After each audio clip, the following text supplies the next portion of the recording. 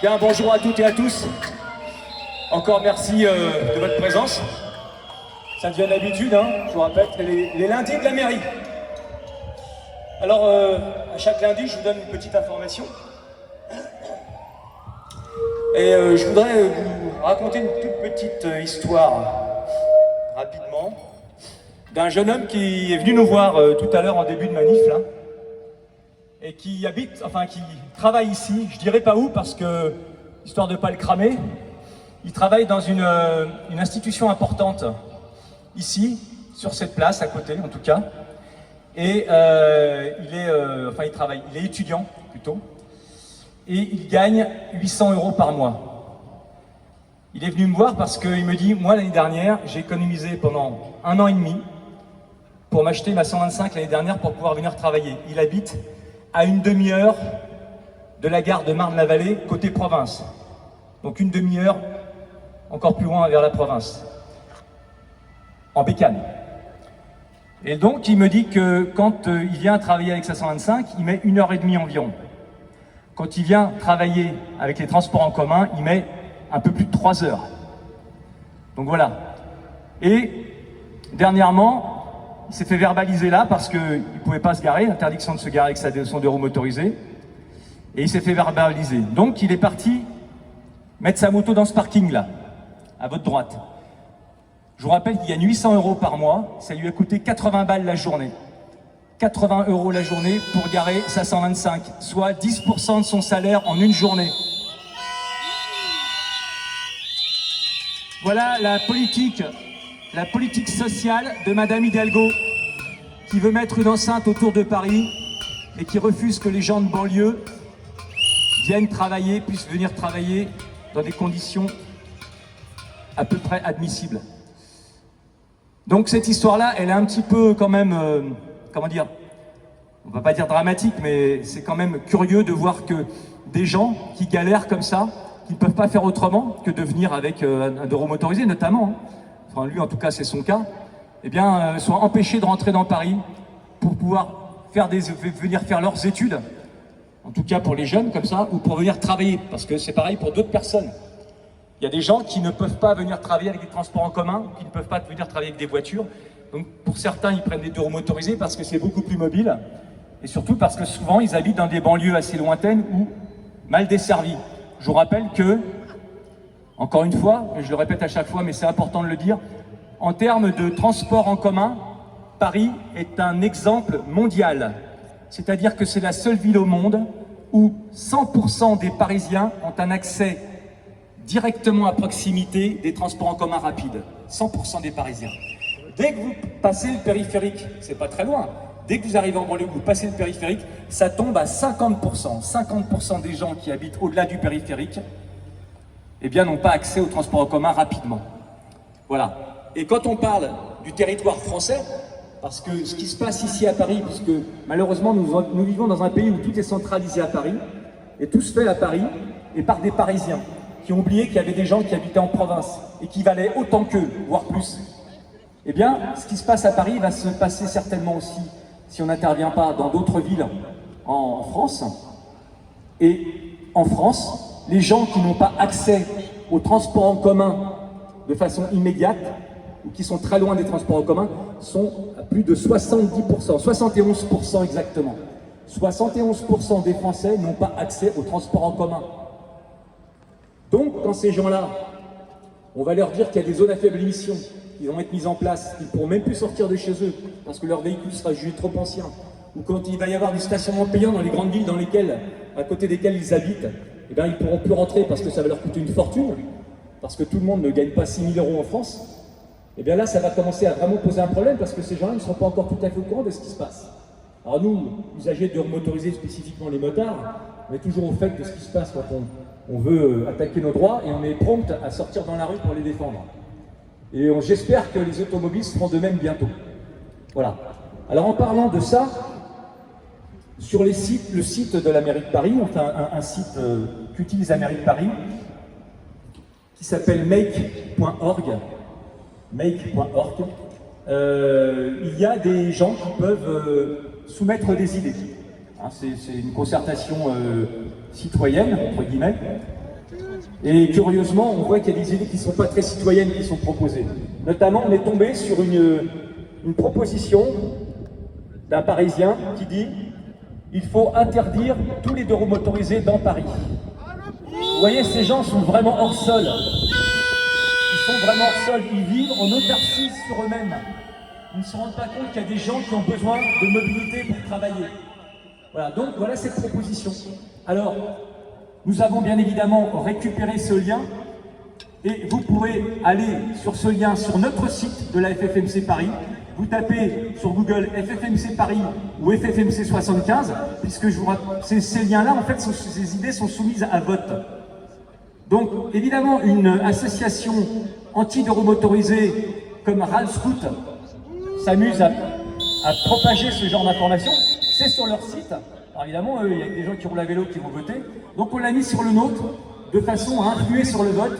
N'hésitez pas à aller sur notre site, donc FFMC Paris ou FFMC 75. Et puis vous allez voir ce lien et vous pouvez voter. Donc vous allez arriver sur ce site make.org et vous allez pouvoir voter. Donc on vous appelle vraiment à le faire pour justement pouvoir infléchir les votes de ces gens qui sont hors sol et qui ne pensent qu'il n'y a qu'eux qui existent sur Terre et qu'à partir de Paris, au-delà de Paris, il n'y a plus rien qui existe. Je vous rappelle quand même qu'il y a 900 000 personnes qui rentrent dans Paris tous les jours pour pouvoir travailler. Ça touche énormément de gens. Ça touche tous les gens, encore une fois, on le dit souvent, mais rappelez-vous, lors du premier confinement, tous les gens qu'on applaudissait, parce que c'est eux qui venaient ouvrir les magasins d'alimentation, parce que c'est eux qui faisaient respecter l'ordre public, parce que c'est eux qui venaient soigner les gens. Ces gens-là n'habitent pas à Paris, parce qu'ils n'ont pas les moyens, parce que les loyers parisiens sont excessifs. De plus en plus, les gens se reportent vers la petite couronne, et comme la petite couronne devient de plus en plus chère, ils se reportent vers la grande couronne. Et les loyers, le prix des loyers ou de l'achat immobilier, ou le prix de l'immobilier en règle générale parisien, génère une obligation de transport. C'est-à-dire qu'on est obligé d'aller plus loin, donc il faut bien pouvoir ensuite bouger. Puis on s'éloigne de Paris parce qu'il y a des gens qui ont conservé des emplois dans Paris. Par exemple, tiens, je vais vous donner juste un exemple, les forces de l'ordre qui sont ici, est-ce que vous croyez qu'ils ont les moyens d'habiter à Paris? Non, ils n'ont pas les moyens d'habiter à Paris. Les soignants n'ont pas les moyens d'habiter à Paris. Tous les gens qui font fonctionner la République, ils n'ont pas les moyens d'habiter à Paris. Pas tous en tout cas. Les élus, oui, mais les autres, non. Donc voilà, il faut bien que Madame Hidalgo, avec sa politique antisociale, comprenne qu'à un moment donné, il y a des gens qui habitent en dehors de Paris. Alors, tout à l'heure, pour parler d'autre chose, pour parler de politique motophobe, il y a 2-3 parmi vous qui m'ont demandé de vous faire un petit topo sur le contrôle technique, qui n'a rien à voir avec le stationnement, mais on est en plein dedans. Eh bien, nos élus nationaux, les élus nationaux de la FFMC, avaient rendez-vous avec M. Clément Beaune, donc le ministre des Transports, avec lequel nous travaillons depuis pas mal de temps. Avant lui, on a travaillé avec M. Djebari sur justement la problématique du contrôle technique. Jusqu'à présent, c'était gagné, le contrôle technique a été annulé en France. Et nous avons mis en place des alternatives, puisque c'est ce que la Commission européenne demande, ou contrôle technique ou alternative. Nous avons décidé en France de mettre en place des alternatives avec le gouvernement, tout s'est bien passé, etc. Et puis sont arrivées plusieurs associations, encore une fois, qui ne sont pas là pour défendre le droit, mais pour essayer de faire chier le monde plutôt, et qui sont arrivées, des associations comme Respire, Ralscoot, Paris sans voiture. Tout est dit, hein, quand on entend les noms de ces gens-là, ils ne sont pas là pour défendre leurs droits, hein. Ils sont là pour éliminer les autres. Ces gens-là ont des appuis politiques extrêmement puissants, puisqu'ils ont quand même réussi à retourner le Conseil d'État. Le Conseil d'État a jugé que le contrôle technique devait être instauré en France. Je vous rappelle quand même qu'ils ont jugé ça sur une feuille vide. Le Conseil d'État a jugé qu'il fallait un contrôle technique en France sur une feuille vide. En gros, ils ont dit qu'il faut un contrôle technique pour les deux roues motorisées parce que c'est bien, mais ils ne savent même pas ce qu'il y a dedans. Même nous, on ne sait pas, puisque le contrôle technique n'existe pas. Donc aujourd'hui, il n'y a aucune feuille de route sur le contrôle technique. Et ces gens-là se sont permis de juger le fait qu'il fallait y en avoir et qu'il fallait qu'il y en ait un parce que c'était bon pour les usagers de roues motorisées, sans savoir ce qu'il y a dedans. Incroyable. La sanction vient d'abord, voilà où on en est aujourd'hui. vient ensuite. Alors bien évidemment, on ne va pas laisser tomber, parce que même, alors le problème c'est que c'est quand même la plus haute juridiction de l'État et qu'il est très très difficile ensuite d'aller contre, mais on va quand même continuer à se mobiliser, parce que rappelez-vous que ce contrôle technique, il subit des rebondissements depuis déjà pas mal de temps, puisque ça fait depuis pratiquement 2010 que la FFMC travaille sur le contrôle technique. On a déjà réussi à le faire retoquer une fois, puis il est revenu, puis on l'a retoqué encore, et là il revient. Il revient non pas par la volonté des pouvoirs publics, curieusement pour une fois, mais par la volonté de 3 associations qui ne représentent qu'elles-mêmes, puisqu'ils sont extrêmement peu, mais ils sont subventionnés à grands coups de dizaines de milliers d'euros par d'autres associations plus puissantes, dont ils sont le bras armé. Donc on va continuer à se mobiliser le contrôle technique. On vous dit croyez-y encore. Alors, ça peut paraître utopique, hein, nous on y croit toujours parce que sinon on ne serait pas là. Donc nous sommes tous des résistants, des combattants pour nos droits, en tout cas celui de pouvoir circuler avec un deux roues motorisé parce que c'est notre passion pour certains et c'est notre outil de travail pour d'autres, et pour encore d'autres c'est les deux. Donc croyez-y, continuez à nous mobiliser. Et je vous annonce que nous organisons une manifestation donc le 27 novembre, rendez-vous tous avenue Foch à 14h pour un départ dans Paris, évidemment, comme d'habitude. Donc manifestation contre le contrôle technique, samedi 27 novembre. Merci à toutes et à tous pour votre présence et on continue à faire chier la mairie. Allez-y.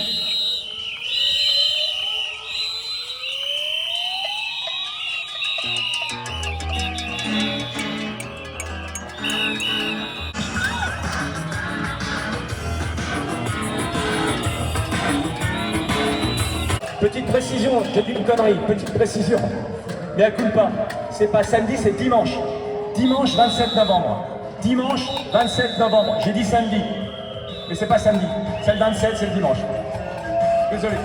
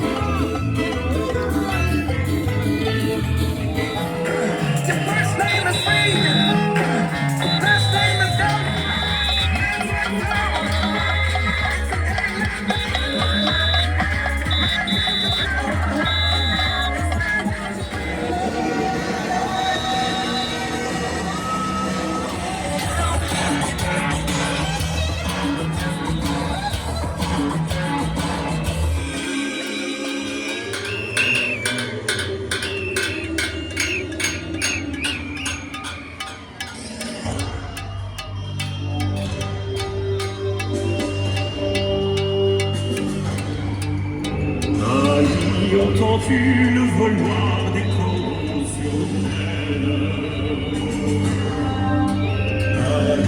Entends-tu les frissons du pays qu'on enchaîne? Nous les partisans, ouvriers et paysans, c'est la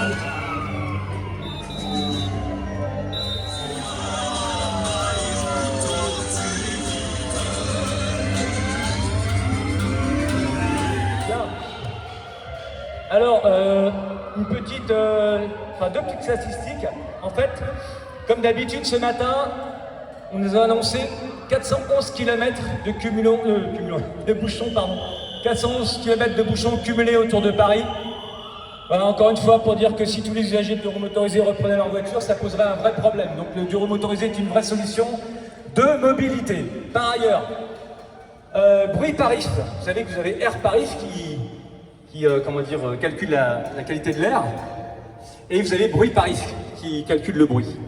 Eh bien, quand Madame Hidalgo dit que les deux roues motorisés créent des nuisances sonores, bon déjà on sait bien que c'est faux parce qu'il y a une minorité effectivement de gens qui roulent avec des poneaux conformes, mais c'est pas la majorité des gens. Et comme j'ai l'habitude de le dire, on entend toujours l'arbre qui tombe, mais jamais la forêt qui pousse. C'est-à-dire qu'en gros, on va entendre une personne sur 200 ou 300 qui va faire du bruit, mais on met tout le monde dans le même panier, et c'est beaucoup plus simple comme ça. Donc voilà, Madame Hidalgo met en place le stationnement de roues motorisées, payant, sous prétexte de pollution sonore. Voilà. Eh bien, Bruit Paris a analysé le bruit, notamment dans le 17e arrondissement, parce qu'il y a une étude qui est faite localement. Eh bien, alors, après, c'est un bruit qui est, entre guillemets, utile, ou en tout cas, on ne peut pas vraiment faire autrement, mais ce bruit existe. Il y a plus de 10% du bruit généré par les sirènes des véhicules d'urgence, hein, c'est-à-dire pompiers, ambulances, police, etc. Et ça peut monter dans certaines journées jusqu'à plus de 20%, voilà, qui sont générés par les sirènes. Comme quoi, c'est pas les deux roues motorisées qui génèrent du bruit. On sait bien que Paris est une ville qui vit, qui bouge, qui travaille, et donc forcément c'est une ville où il y a du bruit. Bien évidemment, il faut essayer de faire le maximum pour avoir une ville à peu près apaisée, mais c'est pas en essayant de jeter tout le monde dehors, en tout cas de ne pas laisser rentrer les gens avec des véhicules, surtout des deux roues motorisées, que ça va changer les choses. Voilà. Eh bien, nous arrivons pratiquement à la fin, presque la fin de cette manif, puisque je vous rappelle que la coutume, c'est de faire la petite chenille des motards, pour montrer que nous sommes là pour défendre nos droits, mais sans haine ni violence, et qu'on peut avoir un petit peu d'humour, et qu'on peut aussi jouer sur le registre bon enfant. Donc Thibaut et Étienne, la chenille, on peut y aller. On va la doubler cette fois-ci pour que ça dure un petit peu plus longtemps.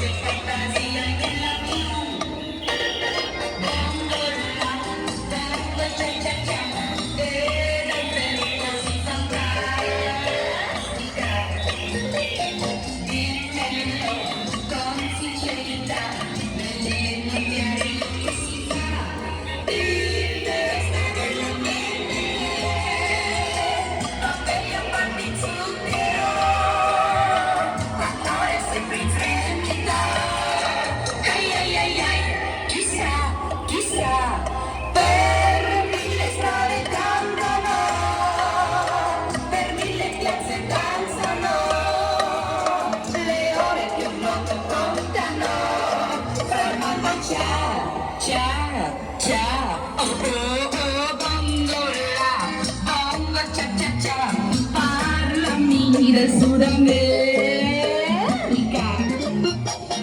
Ding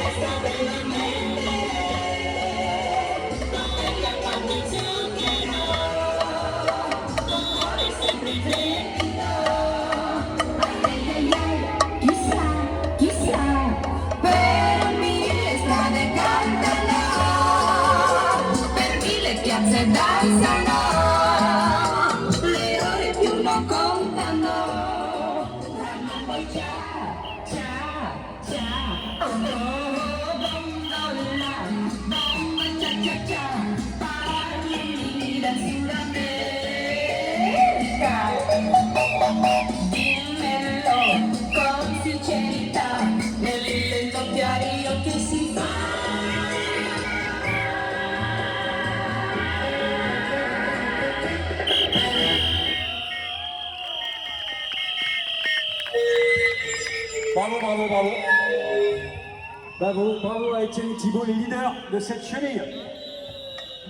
Bien, manifestation terminée pour aujourd'hui. On vous donne rendez-vous lundi prochain, comme tous les lundis. Et surtout, après, on en reparlera encore lundi prochain, le 27, dimanche 27, pour la manif contre le contrôle technique. Voilà, vous pouvez vous disperser tranquillement, gentiment, sans bruit, sans rupteur, puisque on sait bien que les usagers de deux roues motorisés, aussi bien motards que scooteristes, sont des citoyens comme les autres. Voilà, une jolie mobilette, patrimoine des années 60 et 70. Donc merci beaucoup à toutes et à tous pour votre présence. Est-ce que vous êtes toujours motivés? Parce que rappelez-vous, tant que vous serez là, on sera là. À lundi. Ciao, ciao.